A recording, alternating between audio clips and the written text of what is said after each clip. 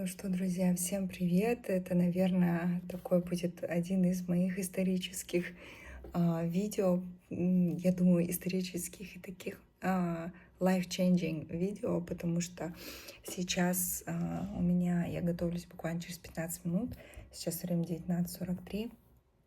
У нас в Астане в 20:00 по Астане, это в 10 утра по Флориде, у меня будет прям официальное интервью с профессорами Университета Флорида. Вот. Я туда подавала не в прошлом году, в смысле не в этом 2024, а в прошлом году, 2023, когда я еще была на первом курсе своей магистратуры. Я увидела профессора с схожими research-интересами, и мне показалось, было бы классно подать туда документы, и я подала преждевременно, будучи еще на первом курсе, думала, может, какой-то перевод или что-то такое возможен. Но мы с ним встречались, общались, и он сказал, да, подавай, но он не понял на тот момент, что я только на первом курсе, и поэтому мне от Mission Committee сказали, давай заканчивай свою магистратуру и просто обновишь свою заявку. И вот я сделала это в этом году. Они уже, дедлайн был 1 декабря, а сегодня у нас получается 12 декабря. Они то ли уже рассматривают документы, то ли что, я не знаю. Ну, в общем, недавно они мне написали, что у тебя так и нету магистерского диплома, но я сказала, что будет в 25-м году. Ну, уже вот буквально сейчас декабрь 24-го, что в мае 25-го я уже буду магистрант. Что-то у меня губа как-то странно. Ну, в общем, они мне сказали, что окей. И тут вот мне написал тот профессор, которого изначально я нашла, и назначили они мне интервью, уже прям официальное интервью, к которому я сейчас готовлюсь, будет через 15 минут. Помимо этого университета, конечно, я подала во многие другие еще университеты, но, ну, конечно, это по-любому волнительно. И, честно говоря, чем ближе это становится, чем ближе эта реальность приближается, что я могу быть принята в американский университет и еще и получить финансирование, тем страшнее становится. Что-то у меня свет на меня не светит. Тем страшнее становится, и тем больше, конечно же, сомнений в том, что типа сможем мы или не сможем. Ну, как бы сейчас рано еще что-то решать, потому что я думаю, что решать нам придется, скорее всего, в конце февраля, потому что где-то к середине февраля я буду получать ответы от университетов других, которые я подала. I work here at UF as a professor of educational technology. And with us today is Dr. Dawson, who is also a faculty member in EdTech, and she also happens to be our school's graduate studies coordinator. I'm a little under the weather, so I'm going to do my best with this interview, but we'll ask you 5 questions, and then you'll have an opportunity to ask a couple of questions of us, okay? Great. All right, so question number 1 we'd like to explore with you is what interests you about University of Florida's educational technology program?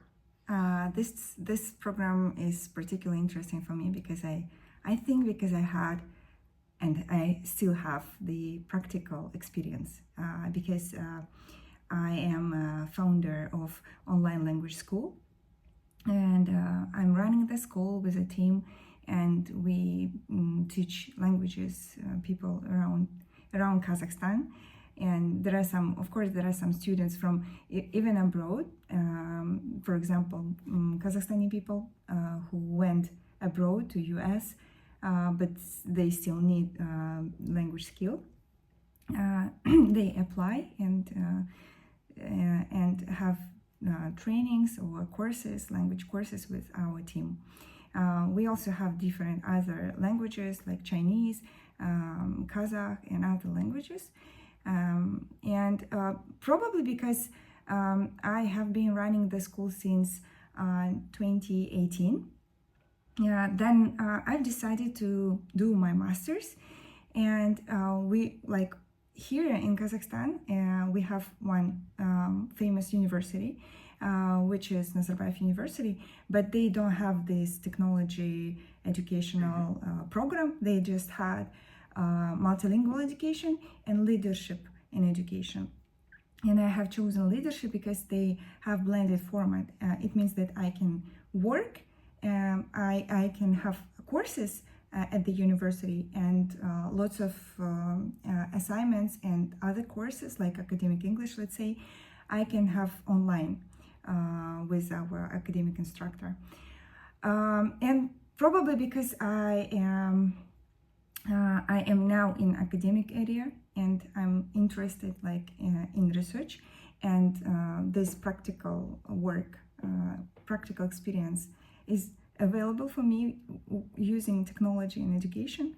Probably that's why is the main reason why I want to do research in this area as well. So yeah. Mm-hmm. Is there anything in particular about UF, about our program, compared to some other universities that is of interest to you? About UF, I was doing research on the faculty in other universities as well, and I have honestly I have been reading research that you done, and Professor Kara Dawson as well, and I think that probably research match is something that influenced on my decision to apply to this university. Yeah. Gotcha. Thank you. So we know that research interests change when students start a PhD program. But as of now, just in a few words, how would you characterize your research interests? Recently I've noticed that there are some other research interest appears.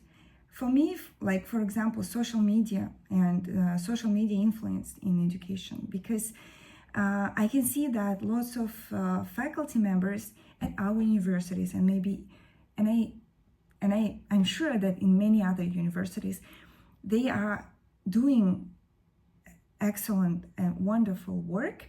They are doing research. They make contributions, but for ordinary people, like who are not in the academic area, they do not know anything.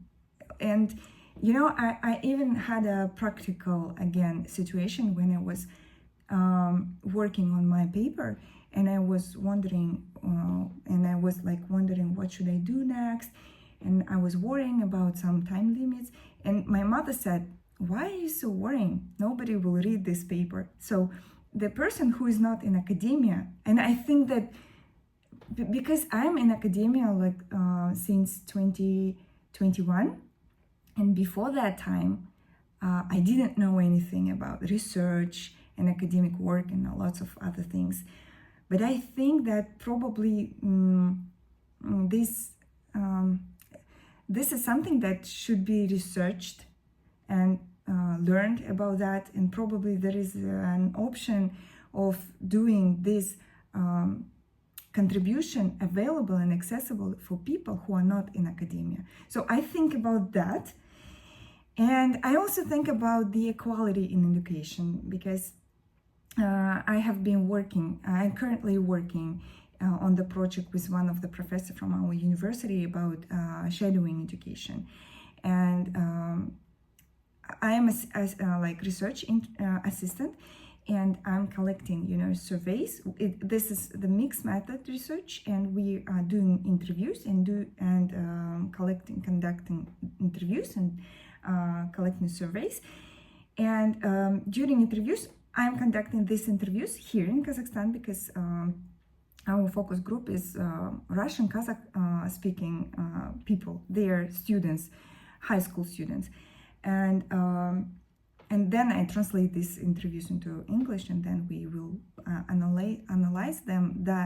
But doing these interviews, I noticed that there is a huge inequality in education, actually, because it's not accessible for people who do not have, shadowing education. It's not accessible for people who do not have money, because for private tutoring, people have to pay money. And that's why I was thinking, I have a school, I have a team with teachers. Probably I can contribute somehow doing this educational inequality, I mean, I think there is a gap that, or probably I feel that there is a gap. Probably I need to do some lit review, and of course, and to see how what should I do, how can I contribute. But I feel that there is something interesting in this area as well. Sure. So it sounds like you're interested in addressing inequities in education using online learning, yes? Yeah, probably. Okay, cool. You've kind of addressed the question another question we have here. So you said you are potentially interested in working with me and with Dr. Dawson. Did you see anybody else on the faculty team that you would want to work with? From University of Florida, I did it when I applied not this year in 2024. I applied in 2023 because when we had a Zoom meeting, it was not last year, and I was doing research, but I remembered you and Dr. Dawson because of some reasons. I will be honest, because you are from post-Soviet Union person, and I think that it's probably influenced on this. And Dr. Dawson, because as I remember, she was she was working with sport, coach or something like that, if I'm not mistaken. Of course, I hope that I remember this information from the last year. And I'm a person who is also very keen on sport. I'm doing half marathons and racing, and athletic part of my life is also very important. And when I was reading this information about Dr. Dawson, I was thinking wow, that's interesting. There are not many people who are in academia, professors, who are also very close to sport and sport activities or something like that. So yeah. Okay, thank you. Would you be interested in college teaching? Why not? Because I have this experience again. I have been teaching languages for more than 10 years. I have started teaching in 2007 when I was a second-year bachelor degree student. I started teaching Chinese because on my first year of bachelor, I was learning Chinese very hardly. And then I went to China to have some short courses. And we had lots of people who were interested in Chinese language because they had business, with China. China is the border of Kazakhstan. And it was it was very popular. I can say that. And because I could speak Chinese that years, not that, this language center asked me to stay there and teach their students. And I had been teaching for 6 years until my maternity leave, my first maternity leave. Then I had two children. I gave birth to children, and then I started working as a teaching assistant in private school in Halle Berry, Astana. It's a British private school. And then my private business started working, and then I decided that I want to do something more, and this is my career path to academia. So teaching is something that I still do because I still have some students online, and I teach them English now. All right, thank you, Gulnara. We're close to our time, so I will ask my last question. Okay. And then you can ask us a question or two as well. Okay. So our last question is about your career plans. What do you intend to do when you finish your PhD? That's a very good question. First, I think I would like to try to become faculty member, and now I have an experience being in doing research, And this is really interesting, especially when I am helping to professors with research, which are matching with my research interest. So probably I would like to try to become a faculty member to work, because teaching, doing research is something interesting. And of course, I would like to continue developing my school, because I like doing this. I like being a person who is helping, because we are getting feedback from people who pass IELTS exams, apply to other universities, and currently we started a new project, which is helping and supporting high school students in applying to universities abroad, because many people, parents, do not what should they do after school, how can they apply to universities abroad. And now I have a team member who is a career college counselor, and she's having courses, other different courses, trainings on this in this area, and she is with me. We both helping people to apply to colleges. So it's also connect to high universities and high school. I like working actually with adults. Probably that's why I have chosen this track, higher educational leadership. Makes sense. Thank you, Bernardo. So we're kind of close to time. Just have a couple of minutes left. Do you have any questions for us? Yes, actually I have some. First, how does this program prepare students for research and leadership roles in technology integration within educational curricula? I can start. I can start responding, but Dr. Dawson, feel free to jump in. Okay. We have a very large faculty, body of faculty. We have almost 15 people. I believe we have 13 people in our program, and they have very diverse interests, research interests.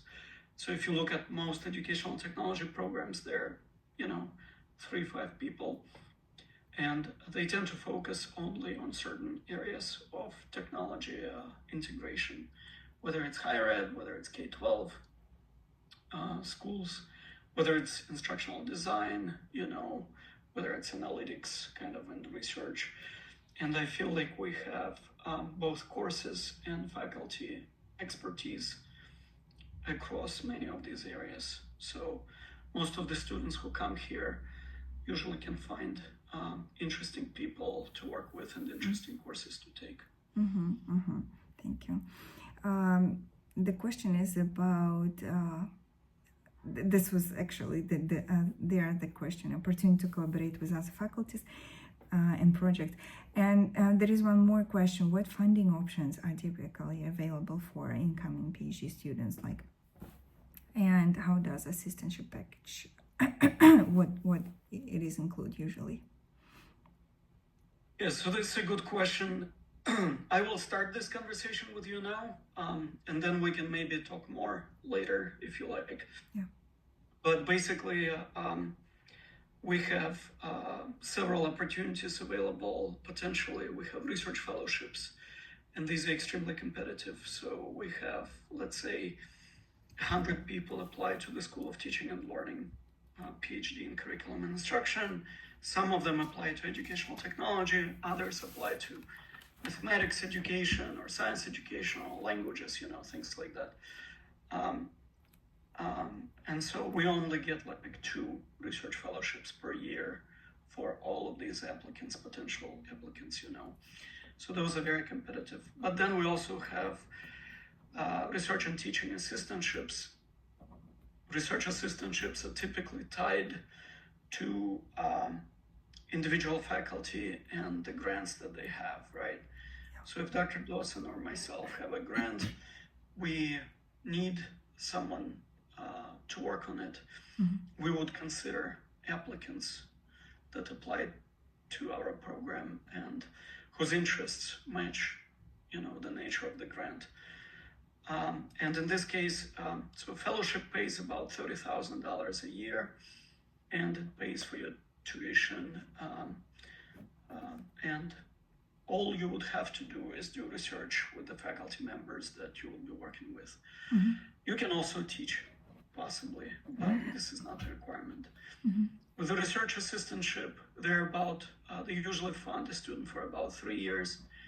You would be doing research on that particular grant. They pay between $25,000 and $30,000 a year, and they provide tuition. They cover tuition for the student. So teaching assistantships is where you would be teaching typically 2 courses per semester, and that accounts for about 20 hours a week, which is half-time employment. Okay, so you still have time to take courses. And these assistantships pay also about $25,000 a year. And you would be mostly teaching for the job and then kind of doing research outside of that appointment. So that's kind of like the basic structure. Dr. Dawson, did I represent it well, or? I think you did. I think the only caveat is that admission comes first. Yeah. Then funding decisions come later, and it is extremely competitive. I would say less than 5% of our applicants we can actually fund because we get so many applications. So Yeah, okay, Yeah. of course. All right. Yeah, understand. so next steps would be an admission decision.